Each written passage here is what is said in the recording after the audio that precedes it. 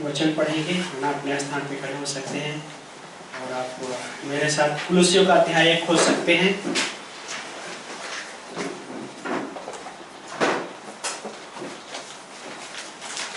कुलुस्सियों का अध्याय 1 और वचन नंबर 15 से पढ़ेंगे हम।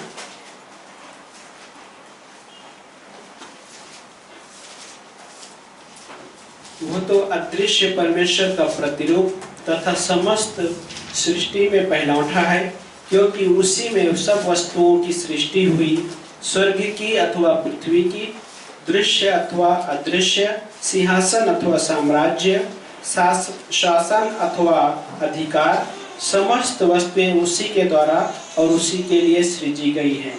वचन नंबर 17 में, वही सब वस्तुओं में प्रथम है और सब वस्तुएं उसी में स्थिर रहती है। तो प्रार्थना करते हैं।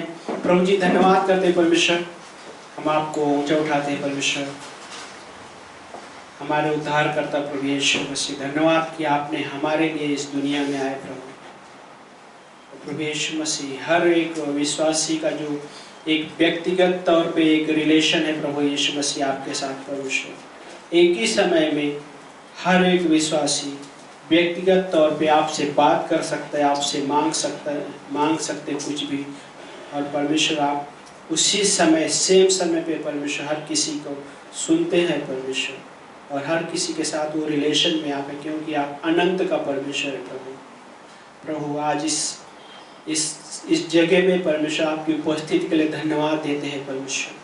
प्रभु हम मांगते हैं इन वचनों को, इन हिस्सों को प्रभु आपके हाथों में सौंपते प्रभु, और मांगते हैं आपके सामर्थ्य के द्वारा, आपके पवित्र आत्मा के द्वारा अगुवाई कीजिए प्रभु। और इस समय प्रभु इस मंडली में, इस जगह में परमेश्वर हर एक व्यक्ति को प्रभु हम आपके हाथों में सौंपते हैं परमेश्वर। आशीषित कीजिए, बातें कीजिए प्रभु यीशु मसीह, चंगाई दीजिए प्रभु, हमारी आपसे प्रार्थना। धन्यवाद करते हैं प्यारे पिता प्रभु यीशु मसीह, धन्यवाद करते हैं यस लॉर्ड, आपकी इच्छा पूरी होने पाए।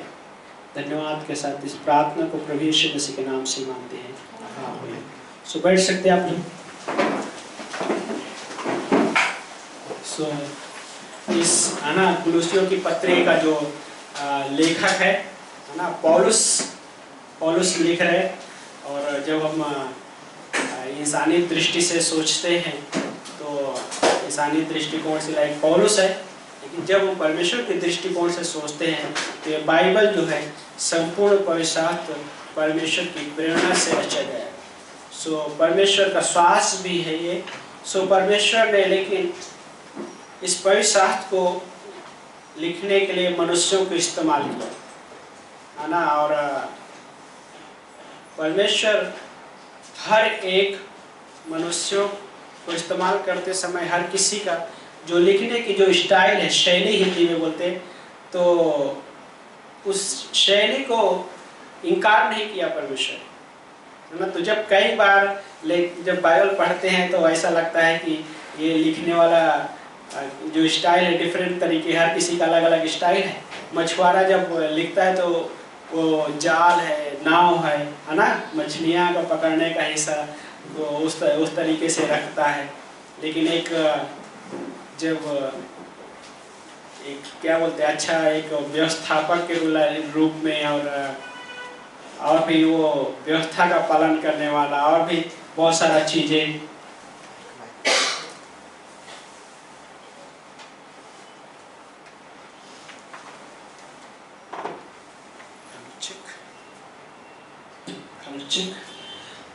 तो उस तरीके से है ना देखते हैं। और पौलुस एक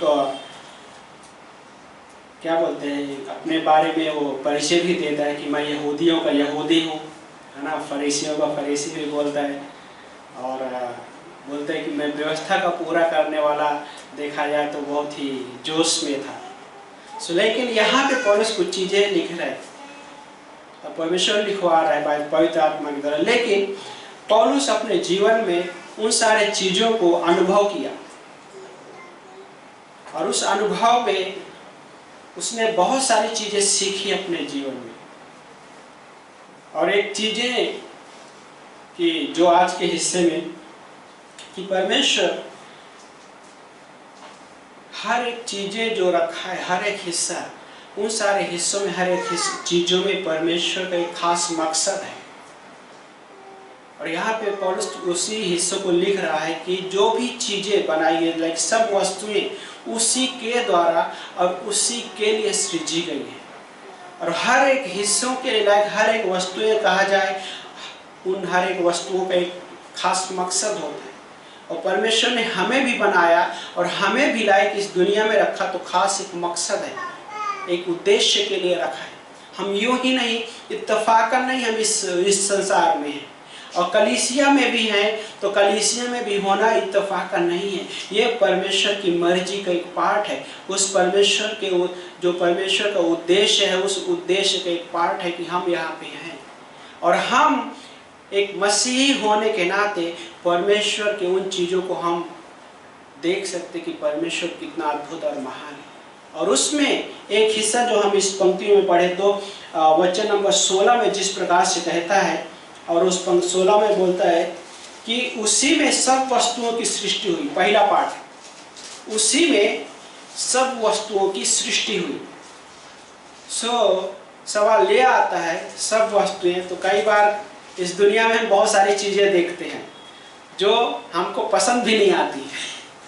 हाँ, बहुत सारी चीजें देखते हैं कि बहुत सारी चीजें हमको पसंद नहीं आती, जो हमारे जीवन से तालमेल भी नहीं बैठता, मेल भी नहीं खाता है ना। कई बार ऐसा होता है। सोचिए थोड़ी देर, क्या परमेश्वर, लेकिन यहाँ पे वचन कहता है कि सब वस्तुएं उसी में क्या है, सृष्टि हुई। तो क्या परमेश्वर बुराई की सृष्टि किया? क्या परमेश्वर, जो एक इंसान इस दुनिया में एक दूसरे से जलन रखता है, क्या परमेश्वर ने उस चीज को सृष्टि किया? क्या परमेश्वर ने जो इस दुनिया में एक दूसरे से नफरत करते हैं, क्या परमेश्वर ने उस चीज को सृष्टि किया? परमेश्वर, बाइबल कहता है कि परमेश्वर बुराई का सृष्टि करता नहीं है। जब परमेश्वर ने अदन की वाटिका में सब बनाया, लाइक सृष्टि को बनाया, तो सब कुछ परफेक्ट था। अदन की वाटिका में जो हर सब कुछ बनाया, ब्यूटीफुल था, सब कुछ सुंदर था बहुत ही। आदम को बनाया, आदम को ही परमेश्वर ने कैसे बनाया? परिपूर्ण बनाया। उसमें एक भी गलती नहीं थी, एक भी पाप नहीं था। सोचिए, है ना। हम यशाया में पढ़ते हैं और प्रकाशित वाक्य में पढ़ते हैं, जब वो इन हिस्सों को देखते तो वहाँ पे लिखा हुआ लाइक कि यस अभी नहीं है, लेकिन आने वाले समय में, लाइक जब 1000 साल के राज्य में, क्या बोलता है कि शेर के साथ मेमना खेलेगा, बच्चा सांप के बिल में हाथ डाल सकता है, कुछ हानि नहीं होती।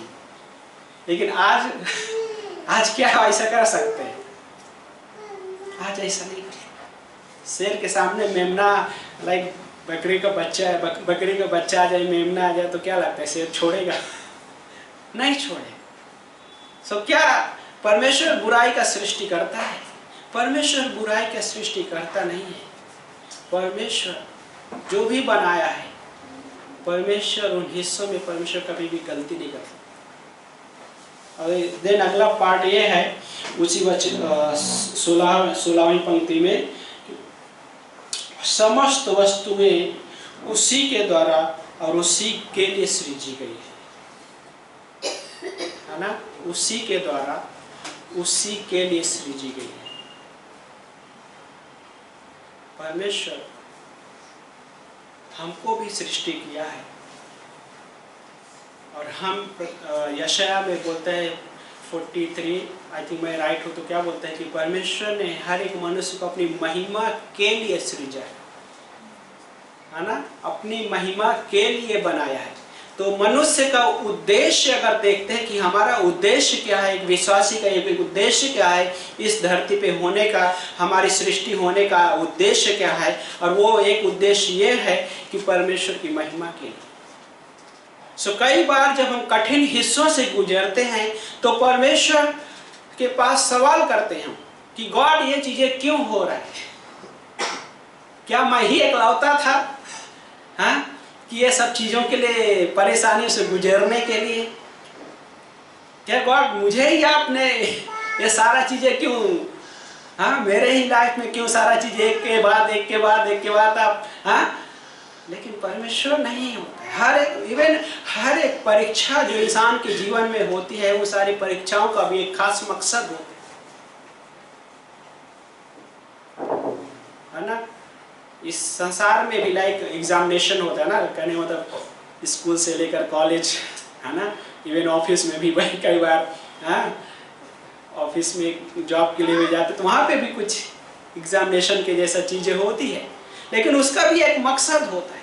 लेकिन हमारे लाइफ में जो परमेश्वर करता है, उन सारी चीज़ों का एक खास मकसद होता है, और वो मकसद अच्छाई के लिए होता है, और वो मकसद परमेश्वर की नज़र में बुराई के लिए मकसद है ही नहीं। क्योंकि परमेश्वर मनुष्य के बारे में जब कभी भी सोचा है तो परमेश्वर ने अच्छा ही सोचा है। क्योंकि जब इस दुनिया में हर एक इंसान, आदम और हवा ने पाप किया, तो उस पाप का जो हिस्सा पार्ट है हर एक मनुष्य में क्या हो गया, फैल गया। रोमियो के अध्याय में बोलता है कि एक मनुष्य के द्वारा इस दुनिया में पाप आया, है ना, पहला आदम के द्वारा इस दुनिया में पाप आया, लेकिन आखिरी आदम है जो प्रभु यीशु मसीह, उसके द्वारा जीवन आया। आदम परखा गया लेकिन फेल हो गया, और सेकंड कहने वाला आखिरी आदम प्रभु यीशु मसीह परखा गया, लेकिन वो क्या है, वो फेल हो ही नहीं सकता। सो सवाल ये आता है, क्या परमेश्वर की परीक्षा की जा सकती है? सवाल ये भी आता है, क्या यीशु मसीह पाप कर सकते थे? क्योंकि यीशु मसीह 100% मनुष्य और 100% परमेश्वर है। सो क्या वो अपने मनुष्यत्व में पाप कर सकते थे? कोई बोल सकता कि हाँ वो पाप कर सकते थे, लेकिन 100% परमेश्वर है वो, और वो अपने परमेश्वरत्व में पाप नहीं कर सकता।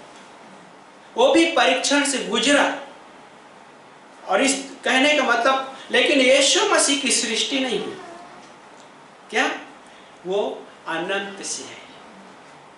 यीशु मसीह की सृष्टि नहीं हुई, लेकिन क्या है, उसी के द्वारा, उसी के लिए सारी चीजों की सृष्टि हुई, है ना। सबसे क्लासिक एग्जाम्पल हम यूहन्ना के 9 अध्याय में देखते हैं। एक कहानी है, सच्ची घटना है, और वो घटना इस प्रकार से है कि यूहन्ना का 9 अध्याय वचन नंबर 1 से 12 तक पढ़ते हैं। वहाँ पे एक व्यक्ति का हिस्सा है, और वो व्यक्ति अंधा है, जन्म से अंधा है। जब प्रभु यीशु मसीह के साथ शिष्य लोग ट्रेवलिंग कर रहे हैं, जब वो जा रहे हैं, उस अंधे को देखते हैं, और यीशु मसीह से प्रश्न किया शिष्यों ने, प्रभु ये क्यों अंधा है, ये क्यों अंधा जन्मा है? क्या इसने पाप किया, या कि इसके माता पिता ने पाप किया? तो प्रभु यीशु मसीह का उत्तर आता है 9 अध्याय का वचन नंबर 3 में। वहां पे यीशु मसीह ने उत्तर दिया, ना तो इस मनुष्य ने पाप किया और ना ही इसके माता पिता ने, पर यह इसलिए कि परमेश्वर का कार्य इसमें प्रकट हो। किस लिए? परमेश्वर का कार्य इसमें प्रकट हो। है ना। सवाल आता है कि हम कई बार मनुष्य जब उन परिस्थितियों से गुजरते हैं, तो सवाल लोग सोचते लगता है कुछ तो गड़बड़ किया है, हाँ? कुछ पाप में जीवन जी रहे। संभव है कि यस वो पाप में जी सकता है, लेकिन हमारा लाइक हम एक मसीह होने के नाते हमें यह नहीं सोचना है कि हाँ वो पाप किया होगा। हमको इस तरह से विचार नहीं रखना है। यस हो भी सकता है, लेकिन हम किस प्रकार से सोचते हैं कि परमेश्वर का कार्य प्रकट होने के लिए वो चीजें परमेश्वर ने किया। कई बार विश्वासी के जीवन में भी ऐसी परिस्थितियां परमेश्वर अलाउ करता है, होने देता है। क्यों होने देता है? उन चीजों को भी एक खास मकसद होता है।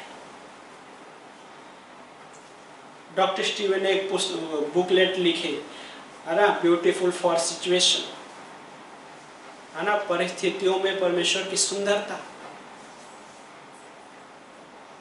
है ना। तो उसमें 3 लाइन है जो उस पुस्तक का जो हॉलमार्क सेंटेंस है ना। पहला ये बोलता है कि परमेश्वर को परिस्थिति में हमारी जरूरत है। परमेश्वर को परिस्थितियों में हमारी जरूरत होती है, कि परमेश्वर जो हमें परिस्थितियों में डालता है, उसको जरूरत है। और दूसरा पॉइंट यह है कि परिस्थितियों को हमारी जरूरत है। हाँ, परिस्थितियों को हमारी जरूरत है। और देन तीसरे पॉइंट में यह है कि संसार को परिस्थितियों में हमारी जरूरत है। संसार को भी परिस्थितियों में हमारी जरूरत है। क्यों? क्योंकि वो उस संसार भी परमेश्वर के कार्य को देख सके, संसार में भी परमेश्वर का कार्य प्रकट हो सके।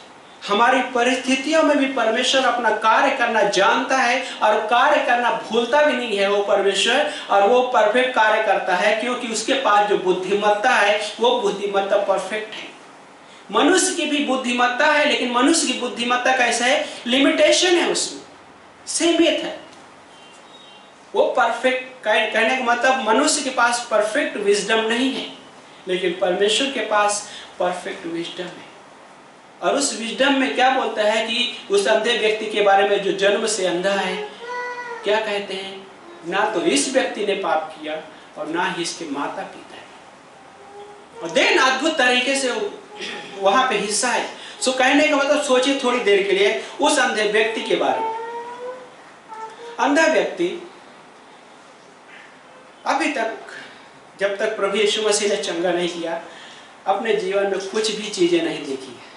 ना तो कोई कलर देखा, हाँ, ना तो पेड़ पौधों के पत्तियों को देखा, हवा चल रही है पत्तियों को, कई बार वो पत्तियों का आवाज भी एहसास कर रहा होगा वो, लेकिन पत्तियों को नहीं देख पा रहा है किस देखा अभी तक किस प्रकार से है।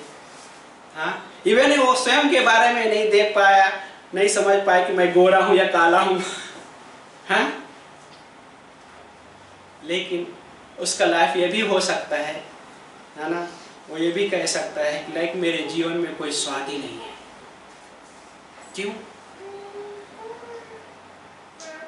क्योंकि वो अब कुछ भी चीजें उस प्रकार से नहीं देख सकता, महसूस कर सकता है, आवाज महसूस कर सकता है, लोगों का रोना हंसना गाना महसूस कर सकता है, कई बार वो भी रो भी सकता है, हंस भी सकता है, गा भी सकता है, लेकिन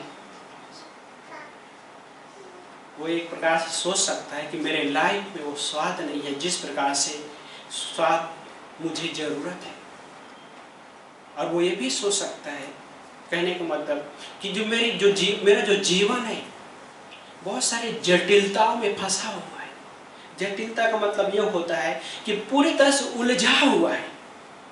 हाँ, उलझा हुआ है, किधर भी सुलझाने की कोशिश करता है फिर से उलझ जाता है। और मनुष्य के भी जीवन में कई बार ऐसा होता है, एक चीजें सुलझ नहीं पाती, दूसरे चीजें उलझ जाती है ना? होता है कई बार हम एक चीज ठीक करने जाते हैं, वो तो ठीक हुआ ही नहीं, दूसरा भी गड़बड़ हो जाती है। ये क्यों? क्योंकि हमारे जो बुद्धि का एक लिमिटेशन है, सीमा है हमारी बुद्धि। लेकिन जब हम उस परमेश्वर के पास आते हैं, जो परमेश्वर के पास सर्वोच्च क्या बोलता है, सर्वोच्च परमेश्वर है, उसके पास परफेक्ट विजडम है, बुद्धि है, उसके पास परिपूर्ण बुद्धि है, तो वो परमेश्वर हमें मदद करता है ना? इफिसियों के अध्याय में कुछ हिस्सा पढ़ते हैं, ये हिस्सा इस प्रकार से क्या बोलता है कि प्रभु यीशु मसीह जो सर्वोच्च परमेश्वर है, सर्वोच्च परमेश्वर प्रभु यीशु मसीह, उसका जो संबंध कलीसिया के साथ, वो संबंध है, इसलिए संबंध प्रकट करता है क्योंकि वो प्रभु यीशु मसीह जो है कलीसिया का सिर है। सर्वोच्च परमेश्वर होते हुए कलीसिया के साथ उसका संबंध है क्योंकि वो सिर है कलीसिया, और कलीसिया उसकी देह है, और उसके इस देह में उसका जीवन है ना? क्या बोलता है कि body of life, body of Christ कलीसिया, लाइक कलीसिया हो गई, और उसके कलीसिया में लाइक उसके देह में एक जीवन है, और हर एक मसीही उसके देह का अंग है ना? हर एक मसीही उसकी देह का अंग है, और हर एक अंग का खास एक मकसद होता है। हर एक मकसद के लिए हर एक अंग बनाया गया है परमेश्वर की नजर में, और परमेश्वर ने वैसे बनाया भी है। है ना। लाइक हम अपने शरीर में देखते हैं हर एक लाइक कहने मतलब पार्ट लाइक है ना, कई बार हम छोटे छोटे हिस्से लाइक बाल छोटे छोटे दिखते हैं, है ना, आँख के पास में पुतलियाँ छोटे छोटे दिखते हैं, है ना, बाल आँख वाला अंदर जो बाल होता है ना, हर एक मकसद के लिए बनाए है ना। सुबह में हम कह रहे थे लाइक गॉड ने हमारे मनुष्य के नाक में भी बाल बनाए, उसका भी एक खास मकसद होता है ना। वो फिल्टर करने के लिए, जब हम श्वास लेते हैं तो फिल्टर करने के लिए होता है। सोचा कभी इसके बारे में?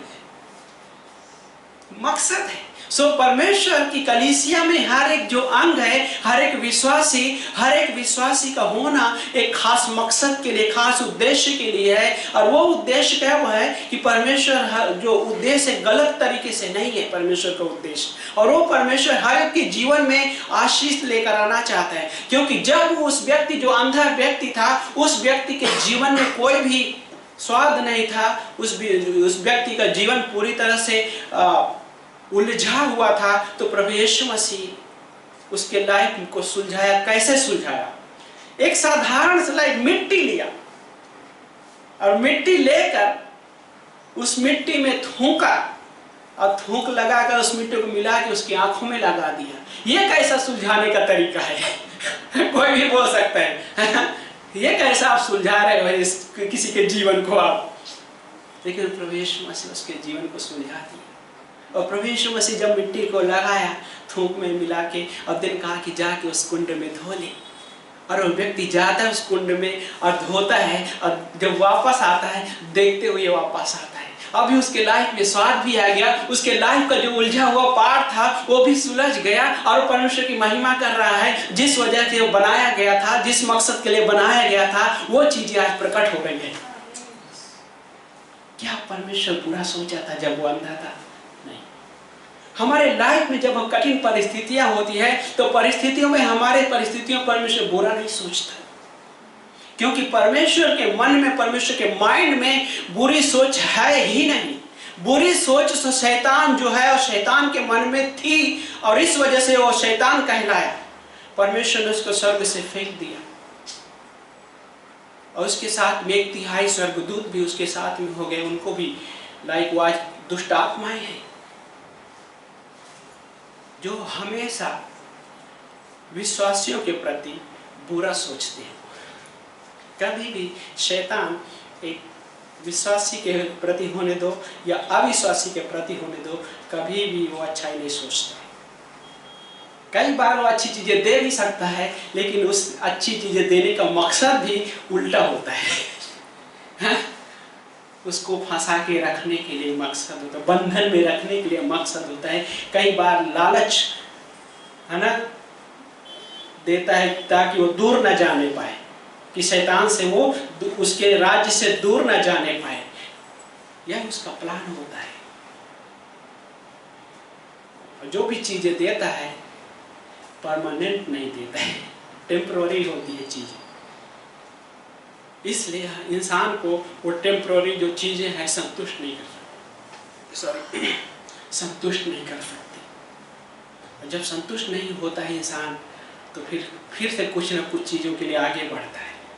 हाँ, एक तरफ चीज़ें सुलझे नहीं, फिर से दूसरी चीज़ें को उलझाने में आगे बढ़ता है। उसको लगता है कि नहीं, मैं सुलझाने वाले हिस्से की तरफ जा रहा हूँ, लेकिन वो सुलझाने वाले तरीके हिस्से की तरफ ना जाते हुए बल्कि वो फिर से उलझने वाले हिस्सों में फंस जाता है। लेकिन परमेश्वर के पास भी एक रास्ता है। पतरस अपने लाइफ में बहुत उलझा हुआ वो भी व्यक्ति था, बाय द वे, है ना। जब वो मछली पकड़ने के लिए जाता है, पूरी रात मेहनत करता है, एक भी मछलियां नहीं मिलती, और वो अनुभवी था, हाँ, अनुभवी था, मछुआरा, एक्सपीरियंस वाला था, कहाँ पे मछलियां हैं, हाँ, कैसे जाल डालनी है, उसको सब कुछ पता था। लेकिन जब प्रभु यीशु मसीह आते, प्रभु यीशु मसीह ने कहा नाव को दाहिनी ओर लेकर चल, आज दाहिनी ओर जाल डाल, गहराई में लेके चल। पतरस बोलते, प्रभु सारी रात हमने मेहनत कर डाली, एक भी नहीं मिली। लेकिन लास्ट में बोलते, क्या बोलते हैं, प्रभु तू कहता है तो जाल डालूंगा। उलझा हुआ था, एक ही मछली नहीं मिली, एक भी मछली नहीं मिली, पूरी रात मेहनत किया। और जब इंसान उलझा हुआ होता है तो मेहनत पे मेहनत करता है, लेकिन चीजें सुधरती नहीं है, सुलझती नहीं है। लेकिन जब प्रभु यीशु मसीह वहां पे आता है, जब प्रभु यीशु मसीह को विश्वासी अलाउ करता है वो करने के लिए, देन प्रभु यीशु मसीह सुलझाता उन चीजों को। और जब सुलझाता है तो पूरे व्यवस्थित रूप से सुलझाता है, हाँ? और उसमें क्योंकि उसके पास परफेक्ट विजडम है। प्रभु यीशु मसीह के पास वो स्वभाव है जो स्वभाव पिता के पास है ना। पिता के पास स्वभाव, वही स्वभाव प्रभु यीशु मसीह के पास है। और उसमें से वो एक हिस्सा आता है कि उसके पास परफेक्ट विजडम है, वो पवित्र है। प्रभु यीशु मसीह भी पवित्र है, हाँ? वो प्रेम ही परमेश्वर है और प्रभु यीशु मसीह के पास भी प्रेम है। और जब प्रभु यीशु मसीह आया तो पतरस से भी जब बात कर रहे हैं तो उस प्रेम में बात कर रहे हैं। और पतरस को प्रभु यीशु मसीह बोलते हैं कि नाव को गहराई में लेके चल, दाहिनी ओर ना जाल डाल। जब प्रभु यीशु मसीह उसको बोल रहे हैं तो उस प्रेम में बोल रहे हैं। और देन पतरस को समझ में आ गया, कहीं ना कहीं समझ में आ गया हाँ, क्या बोलता है, प्रभु तू कहता है तो मैं जाल डालूंगा। देन उसका रिजल्ट क्या आता है? रिजल्ट ये आता है कि इतनी मछलियां हैं कि वो अकेले जाल को खींच नहीं पा रहा है। गॉड इतना ब्लेस कर दे रहा है कि वो अकेले उससे संभालने को मुश्किल हो रहा है। कई बार गॉड हमें भी ऐसा चीजें करता है, लेकिन हमारे लाइफ में एक पार्ट वो चाहता है। क्या चाहता है? वो ये चाहता है कि हम उसको समर्पण कर दें हिस्सों। हमारे थॉट को भी हम समर्पण जब करते हैं, कई बार इंसान अपने आप को समर्पण कर सकता है लेकिन अपने थॉट को, विचार के हिस्सों को समर्पण नहीं कर सकता। और विचार कहाँ से आता है? माइंड से आता है, हाँ, है ना। क्या होता है, यहाँ पे सोचा, गाड़ी चलाते चलाते, है ना, गियर लीवर को देखा भी नहीं, वो गियर लगा रहे हैं। क्लच कहाँ पे जाना चाहिए, लाइक वो देख भी नहीं रहा और व्यवस्थित रूप से क्लच दबाते हुए, जितना क्लच दबाने की आवश्यकता होती है उतना क्लच दबाते। कहाँ से ऑपरेट हो रहा है? माइंड से।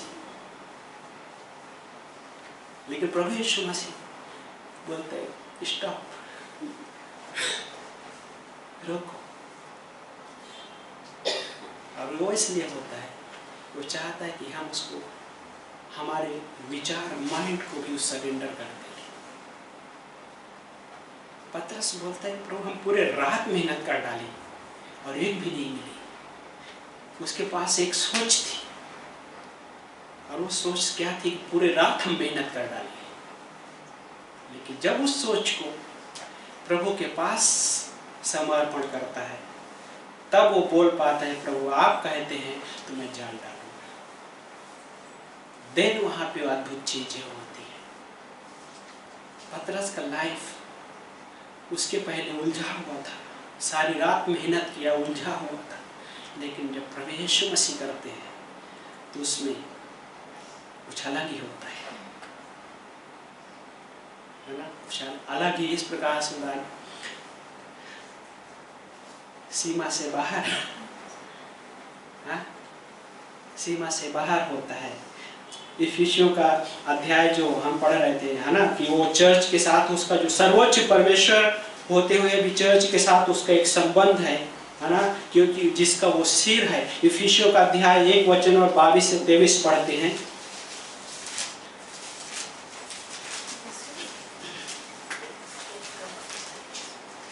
बाईस से 23 में क्या बोलता है यहाँ पे, कि उसने सब कुछ उसके पैरों तले कर दिया और उसे सब वस्तुओं पर शिरोमणि ठहरा कर कलीसिया को दे दिया।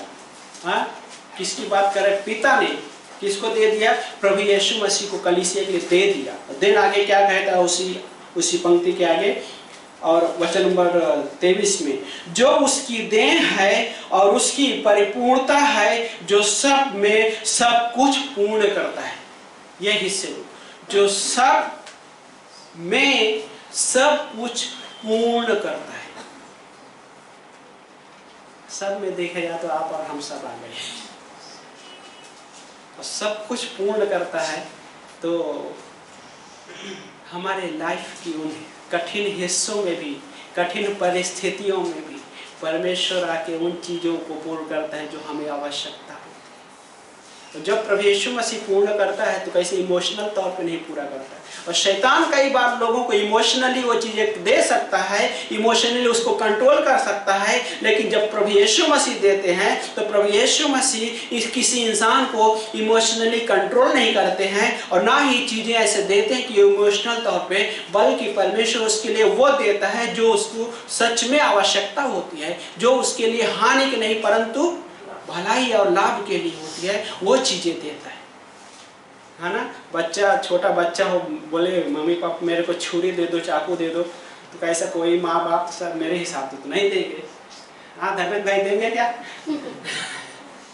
हाँ, क्या होएगा, नतीजा क्या होएगा, रिजल्ट क्या आएगा उसका? कहीं ना कहीं कट कर लेगा। हाँ, सो प्रभु यीशु मसीह भी कई बार विश्वासियों को भी कुछ चीजें रोक देता है। गॉड बोलता है नहीं दूंगा, विश्वासी प्रार्थना करते गॉड चाहिए मुझे, गॉड बोलते नहीं दूंगा, वो भी एक उत्तर है, क्योंकि गॉड को पता है, क्योंकि उसके पास परफेक्ट विजडम है, इसलिए उसको पता है कि ये दूंगा तो ये गलत ही करेगा, इस गलत करने के बाद हानि होगी ही होगी, इसलिए गॉड नहीं देता। लेकिन विश्वासी क्या बोलता है, गॉड ने मुझे उत्तर नहीं दिया, मैंने गॉड से इतना दिन प्रार्थना किया, ये चीजें मांगा, उत्तर नहीं आया। और कई बार विश्वास में चलते हुए मतलब काफी समय से चलते हुए विश्वास में लोग हैं जो अपनी लाइफ क्या फिर से टर्न ले लेते हैं, कहाँ यू टर्न ले लेते हैं, फिर से उसी लाइफ में यू टर्न लेने के बाद क्या होता है, गॉड ने मेरा सुना ही नहीं, मैंने प्रार्थना किया था उत्तर ही नहीं मिला। लेकिन क्या परमेश्वर बुराई सोच रहा था? नहीं, वो परमेश्वर आदि से है, वो परमेश्वर की सृष्टि नहीं है। यूहन्ना के 1 अध्याय वचन नंबर 1 में क्या कहता है कि आदि में वचन था, और वचन परमेश्वर के साथ था, और वचन ही परमेश्वर आदि में, और उसके पास वो सर्वोच्चता है, सर्वोच्च परमेश्वर है। लेकिन फिर भी वो सर्वोच्च परमेश्वर कलीसिया के साथ संबंध रख रहा है, हमारे और आपके साथ संबंध रख रहा है। सोचिए थोड़ी देर के लिए कि हम और आप एक हिसाब से क्या बोलते हैं कि परमेश्वर ने हमें बनाया, लेकिन परमेश्वर और हम अगर तुलना करें तो हम उसके सामने नथिंग के जैसा है, लेकिन फिर भी वो परमेश्वर हमारे साथ रिलेशन रख रहा है। हाँ? जब रिलेशन भी रख रहा है तो वो अपना फायदा नहीं देख रहा है, वो हमारा फायदा देख रहा है ना। इंसान से कई बार रिलेशन रखता है तो कुछ ना कुछ फायदा सोचता है ना। कोई भी बिजनेसमैन आपके साथ रिलेशन रखेगा तो अपना फायदा सोचता है कि मेरा फायदा क्या होगा, है ना। लेकिन परमेश्वर रिलेशन रख रहा है तो अपना फायदा नहीं, बल्कि वो हमारे फायदे के लिए वो चीजें करना चाहता है, वो कर भी रहा है, क्योंकि वो परमेश्वर अनुग्रहकारी परमेश्वर है। और वचन नंबर यूहन्ना का अध्याय 1 वचन नंबर 14वीं पंक्ति में क्या बोलते हैं वहां पे कि और वचन जो अनुग्रह सच्चाई से परिपूर्ण था देहधारी हुआ और हमारे बीच में निवास किया। अनुग्रह सच्चाई से परिपूर्ण परमेश्वर, सर्वोच्चता उसके पास, सर्वसत्ता है। भजन संहिता 115 अध्याय वचन नंबर 3 में क्या बोलते हैं कि परमेश्वर जो चाहता है वो करता है। वो परमेश्वर की सर्वोच्चता है, उस सर्वसत्ता में जो चाहता है वो करता है, उसके पास अधिकार है। लेकिन वो परमेश्वर क्या किया, अनुग्रह सच्चाई में जो परिपूर्ण था हमारे बीच में क्या किया, निवास किया, डेरा किया। और आज हर एक विश्वासी के अंदर वो निवास स्थान बना लिया। लेकिन जब वो परमेश्वर क्या बोलते हैं कि जब हम अविश्वासी थे तो हमारी कठिन परिस्थितियों में जब हम होते तो हमारे लाइफ में यीशु मसीह नहीं थे तो क्या होता था, उस मत कहने वाले उस समय हमारे पास हमारी परिस्थितियों में ब्यूटीनेस नहीं होती थी, हमारी परिस्थिति में कोई सुलझाने वाला नहीं था। इस दुनिया में हैं बहुत सारे काउंसलर हैं, सलाहकार हैं। सलाहकार को जिस दिन पैसे देना बंद कर दो, वो सलाह देना भी बंद कर देगा। उसका फीस रोक दो, सलाह देना बंद कर देगा। हाँ? लेकिन प्रभु यीशु मसीह वो ऐसा सलाहकार है कि यदि वो हमसे फीस नहीं मांगता है, फिर भी वो संबंध रखता है, फिर भी वो सलाह देने के लिए आपसे और हमसे 10 कदम आगे रहता है। और वो एक चीज चाहता है कि हम उसको जब सरेंडर कर देते हैं, हम उसके पास आते हैं, जैसे पतरस सरेंडर किया। प्रभु यीशु मसीह उसके लाइफ में जिस प्रकार से लाइफ परमेश्वर हमारे साथ भी वैसे ही करता है। और आखिरी कुछ हिस्सों में, और इफिसियों का अध्याय 1 वचन नंबर 20 और 21 में उसी हिस्से में क्या बोलता है कि जिसे उसने मसीह में पूरा किया, जब उसने उसे मरे हुओं में से जिला कर अपनी दाहिनी और स्वर्गीय स्थानों में अर्थात सब प्रकार की प्रधानता, अधिकार, सामर्थ और प्रभुता के तथा प्रत्येक नाम के ऊपर, जो न केवल इस युग में परंतु आने वाले युग में भी लिया जाएगा। क्या किया? बिठाया। सिर्फ इसी युग में नहीं परंतु आने वाले युग में भी लिया जाएगा। और वो एक्चुअली बाय द वे 1000 साल के राज्य की बात कर रहा है। हाँ? और यशायाह का 45 अध्याय वचन नंबर 23 में क्या बोलते हैं कि प्रत्येक घुटना उसके सामने टिकेगी, प्रत्येक घुटना टिकेगा उसके सामने। रोमियो का 14 अध्याय वचन नंबर 11 में वही बोल रहा है कि प्रत्येक घुटना उसके सामने टिकेगी, प्रत्येक जीभ उसको अंगीकार करे। आज क्या इस दुनिया में देखते कि क्या हर इंसान यीशु मसीह के पास उस तरीके से आ रहा है? नहीं। उनके पास स्वयं की बुद्धिमत्ता है ना, विजडम है। बोलते हैं हमारे पास बुद्धि है, जीवन का सोच के लिए सब कुछ है। बहुतायत से लोग बोलते हैं हमारे पास सब कुछ है, क्या जरूरत है? हाँ? लेकिन वो जीवन नहीं है जो जीवन प्रभु यीशु मसीह देने की बात करता है। वो जीवन उनके पास नहीं है। और वो जो अनंत जीवन की बात करता है, और वो प्रभु यीशु मसीह जो अद्भुत सलाहकार है, वो सलाह उनके पास नहीं है। सलाह तो है उनके पास, लेकिन एक लिमिटेशन में है। जो कई बार एक मनुष्य सलाहकार बन जाता है, लेकिन उनके पास वो परफेक्ट वो तरीके से वो हिस्सा नहीं है। लेकिन प्रभु यीशु मसीह हमारे लाइफ में उस प्रकार से वो काम करता है। कैसे? अद्भुत सलाहकार के रूप में, है ना। और देन प्रभु यीशु मसीह हमारे सारे मानव जाति के ऊपर न्यायकर्ता के रूप में भी है ना।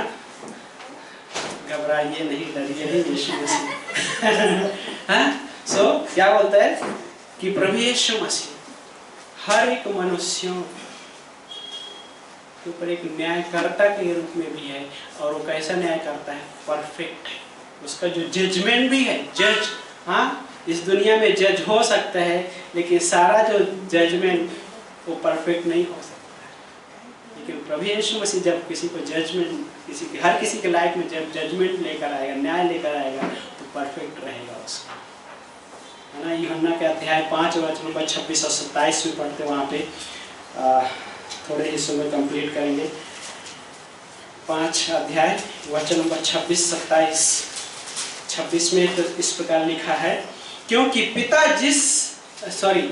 क्योंकि जिस प्रकार पिता स्वयं अपने में जीवन रखता है, उसी प्रकार उसने पुत्र को भी स्वयं में जीवन रखने का अधिकार दिया। जो अथॉरिटी पिता के पास है, वही अथॉरिटी पुत्र के पास भी है। और वही पुत्र हर एक लायक विश्वास करने वाले को प्रभु यीशु मसीह वो जीवन प्रदान किया। क्योंकि यूहन्ना 3:16 क्या कहता है कि परमेश्वर ने इस जगत से ऐसा प्रेम किया कि उसने अपना इकलौता पुत्र दे दिया, ताकि जो कोई भी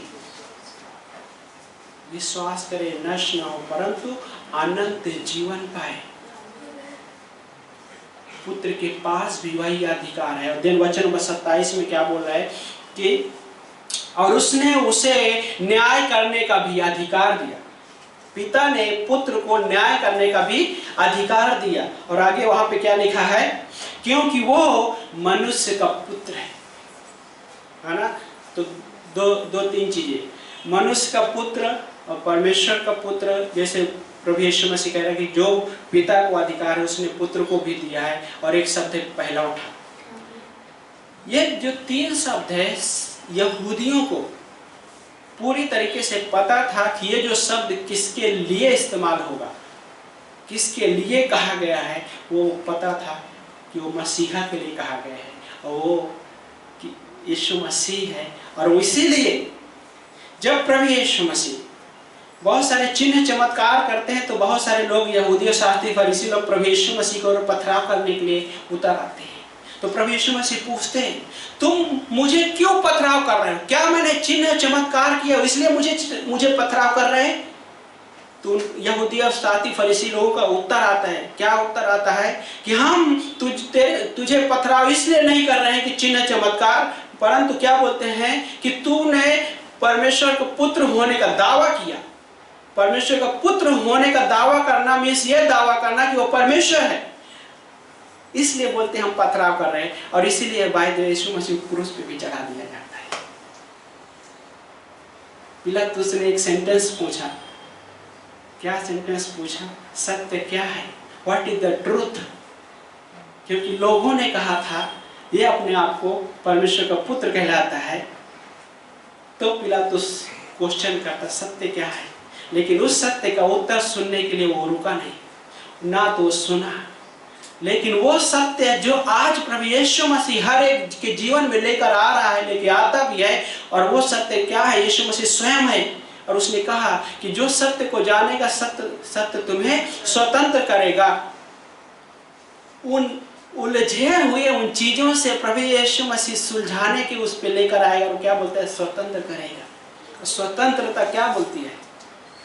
लाइक यस, इस दुनिया में लाइक इंडिया आजाद है, लेकिन इंडिया में रहने वाला इंसान क्या आजादी को महसूस कर रहा है?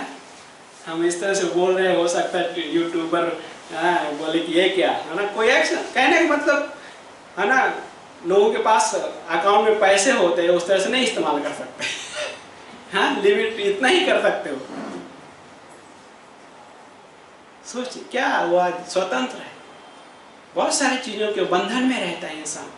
हाँ, क्या बोलते हैं? सबसे बड़ा बंधन लोगों के जीवन में पाप, और उसके साथ साथ बहुत सारे बंधन होते हैं। कोई तो जलन के बंधन में बंधा हुआ होता है, तो कोई बंधन नफरत के बंधन में बंधा हुआ होता है, कोई तो नशे के बंधन में बंधा हुआ होता है, और कोई सेक्सुअल चीजों में बंधन, उसके बंधनों में बंधा होता है ना। और फोर्नोग्राफी बाय द वे, बहुत सारे लोग उसके बंधन में होते हैं। लेकिन यीशु मसीह क्या बोलता है? जो सत्य को जानेगा सत्य उसे स्वतंत्र करेगा, और वो स्वतंत्रता उसमें बंधन नहीं होगा। और प्रभु यीशु मसीह वचन भी दिया है, और उस वचन के द्वारा परमेश्वर काम कर रहा है आज भी, क्योंकि वो अपने वचन के द्वारा सारी चीजों को संभालना जानता है। इब्रानी का 1 अध्याय वचन नंबर 3 में क्या पढ़ते उस पंक्ति को? इब्रानी का 1 वचन नंबर 3।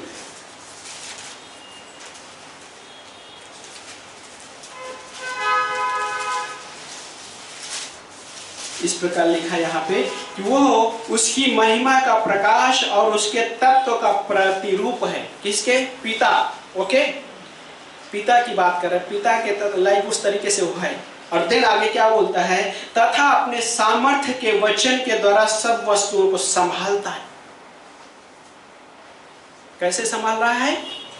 सामर्थ्य के वचन के द्वारा। और इसलिए कहने मतलब प्रत्येक विश्वासी, यीशु मसीह ने क्या बोला? मनुष्य केवल रोटी से नहीं परंतु परमेश्वर के मुख से निकले हुए प्रत्येक वचन से जीवित रहेगा। और जब एक विश्वासी इन वचनों से बाहर जाता है, इन वचनों से दूर जाता है, दिन वो सारा चीजें उनके बंधन में हो सकता है। बहुत आसान है। लेकिन जब उस वचन के पास आता है, इस और देन वचन उनको प्रोटेक्शन करेगा, है ना। भजन संहिता क्या बोलता है, एक जवान अपनी, क्या बोलता है, सॉरी पढ़ते हैं उस पंक्ति को, एक जवान अपने उस चीज को कैसा सुरक्षित, 119 अध्याय ना,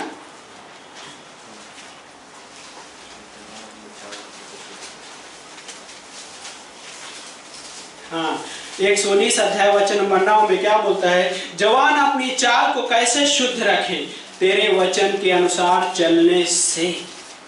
हाँ, तो इसकी कैसे, वचन के अनुसार चलने से।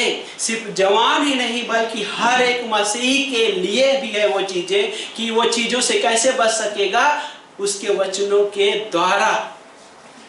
और क्योंकि वो अपने वचन के द्वारा ही सब वस्तुओं को संभालता है, इब्रानी के 1:3 में। तो जब हम कठिन परिस्थितियों में भी हैं, तो हमको कठिन परिस्थितियों में भी होते हुए भी वो अपने वचन के द्वारा वो संभालना जानता भी है और संभालता भी है, संभालता भी है, क्योंकि उसका एक वादा है, प्रॉमिस है। वो क्या बोलता है, नष्ट नहीं होगा। हाँ, यूहन्ना 3:16 हो, जो क्या बोलते हैं, ताकि जो कोई विश्वास करे नष्ट ना हो परंतु अनंत जीवन पाए। ये उसका प्रॉमिस है, परमेश्वर का प्रॉमिस। जो प्रॉमिस करता है, प्रॉमिस की कभी विपरीत कभी नहीं जाता परमेश्वर, यही उसका स्वभाव है ना। क्योंकि वो परमेश्वर बिना अनुग्रह दिए हुए वो रह ही नहीं सकता। विदाउट ग्रेस हर एक मसीही को दिए हुए वो रह ही नहीं सकता। एक कॉमन ग्रेस है, जो कॉमन ग्रेस का हर एक इंसान उसका लाभ उठाता है। क्या बोलते हैं, धर्मी अधर्मी दोनों बारिश का लाभ उठाते हैं, धर्मी अधर्मी दोनों पे सूर्य, हाँ क्या सेंटेंस है, धर्मी अधर्मी दोनों पे सूर्य उगता है। कॉमन ग्रेस हो गया। लेकिन स्पेशल जो ग्रेस है वो विश्वासी ही समझ सकता है, और परमेश्वर ने उस विश्वासी को स्पेशल ग्रेस दिया है, और वो स्पेशल ग्रेस दिए हुए बिना वो रह ही नहीं सकता। वो उसका हृदय है, वो परमेश्वर का वो हृदय है। वो अंधा व्यक्ति अपने जीवन में सोच सकता था, उसके पहले सोचा भी रहेगा, लाइक जो हम बातें कर रहे थे कि लाइक कह रहा, ये भी सोच रहा है कि लाइक मुझे पता नहीं कि मैं गोरा हूँ या काला हूँ। लेकिन परमेश्वर ने हर एक जो कलर भी बनाया, उन कलर में भी परमेश्वर लाइक कलर भी बनाने का एक मकसद था। आज इंसान उस कलर के द्वारा डिफरेंट कलर बना सकता है, लेकिन देखा जाए तो उस कलर को किसने बनाया। उत्पत्ति के अध्याय में जब 40 दिन 40 रात बारिश हुई, उस बारिश के बाद जब खत्म हुआ तो परमेश्वर ने रेनबो दिखाया, और उस रेनबो में एक प्रॉमिस किया कि मैं इंसानी जाति को बारिश के द्वारा आज से ऐसा कभी नहीं नष्ट करूँगा, है ना। और हर एक कलर देखा जाए तो रेनबो में है ना। क्या मनुष्य ने सृष्टि की कलर की? बहुत सारे लोग बोल सकते, देखिए बड़ा इंजीनियर थे, इसने सृष्टि किया, लेकिन उससे पहले गॉड ने सृष्टि किया, है गॉड ने सृष्टि की थी उस चीज को, और वो परमेश्वर आज। और इवन वो रेनबो भी एक ग्रेस का पार्ट है। बाय द वे वहाँ पे लिखा, आगे उस हिस्से में उत्पत्ति में जब पढ़ेंगे तो क्या बोलता है, नूहा ने, परमेश्वर की दृष्टि में नूहा ने अनुग्रह प्राप्त किया। हाँ, नूहा के अंदर कोई अच्छाई नहीं थी, कहने का मतलब वो भी एक मनुष्य था, लेकिन परमेश्वर की दृष्टि में उसने अनुग्रह प्राप्त किया, क्योंकि वो परमेश्वर बिना अनुग्रह दिए हुए रुक ही नहीं सकता। और वही चीज उस अंधे व्यक्ति के जीवन में, क्या उस वक्त सोचा रहेगा कि आज मैं देख पाऊंगा? सोचिए थोड़ी देर के लिए, क्या उस समय, जिस समय वो उसको चंगाई मिली, लेकिन उसके एक दिन पहले क्या उसको पता रहा होगा कि आज कल मैं देख पाऊंगा? मेरे हिसाब से तो नहीं, लेकिन वो देख पाया, क्योंकि परमेश्वर बिना अनुग्रह दिए रुक ही नहीं सकता। और आज भी वो परमेश्वर अनुग्रह दे रहा है। इस दुनिया के हर एक विश्वासी अविश्वासी के लिए भी वो ग्रेस है कि वो जी पा रहे हैं, जीवित है।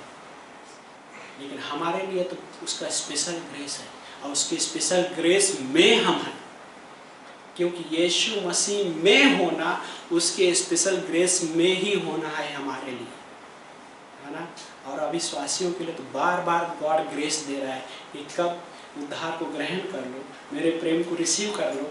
लेकिन बोलता है no, I have something different, I have power, I have money, I have everything. जो मेरे लिए जीवन में चाहिए वो सब कुछ मेरे पास है, मैं मैनेज कर लूँगा। यीशु बोलता है ओके, फिर भी मैं अनुग्रह देना चाहता हूँ। और पौलुस ने उस चीज़ को देख पाया। क्या बोलता है?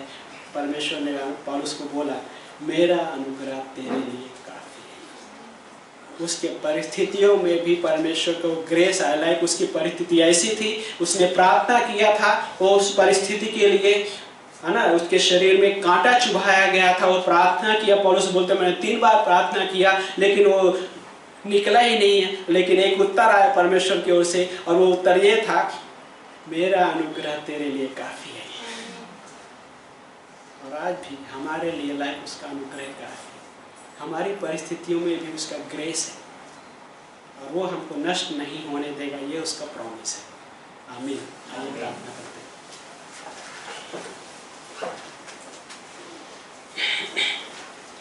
प्यारे पिता परमेश्वर, धन्यवाद करते प्रभु जी इस दिन के लिए लॉर्ड, अद्भुत करने वाले परमेश्वर।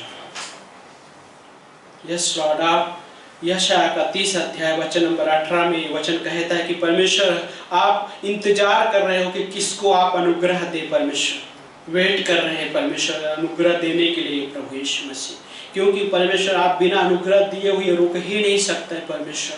आज प्रभु हम यहाँ पे हैं तो आपका अनुग्रह की वजह से ही है परमेश्वर, आपके उस ग्रेस की वजह से ही है परमेश्वर। हम अपने अच्छे कर्मों के द्वारा नहीं है प्रभु कि कल हमने ऐसे कोई अच्छे काम किए हो तो इस वजह से, नहीं गॉड, आपका अनुग्रह की वजह से हम परमेश्वर, आपके अनुग्रह की वजह से हम बात कर पा रहे हैं प्रभु, हम आपके अनुग्रह की वजह से चल फिर पा रहे हैं परमेश्वर। धन्यवाद करते हैं परमेश्वर, धन्यवाद करते हैं प्रभु जी कि आपके विश्वास योग्यता के लिए प्रभु धन्यवाद करते हैं प्रभु कि आज प्रभु आपने हमें जीवित रखा है प्रभु, आज हमें अपनी आराधना के लिए प्रभु यहाँ पे इकट्ठा किया है प्रभु। धन्यवाद करते हैं परमेश्वर, हम आपको महिमा देते हैं, राजाओं के राजा प्रभु के प्रभु, आपकी इच्छा पूरी होने पाए प्रभु, जैसे स्वर्ग में इच्छा पूरी होती है प्रभु।